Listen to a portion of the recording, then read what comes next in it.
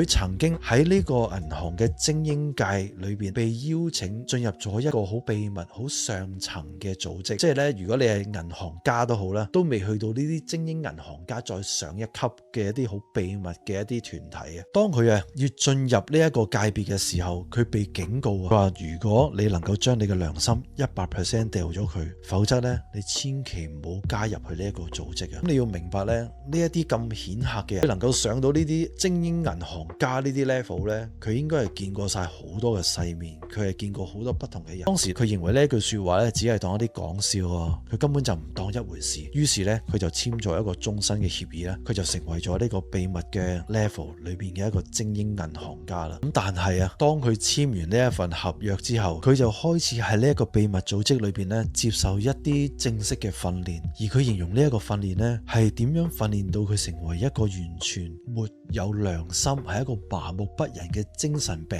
患咁樣。咁呢個伯納德最具爆炸性嘅一個供詞，佢聲稱裏邊呢一個訓練當中係涉及到一啲兒童獻祭嘅儀式啊。佢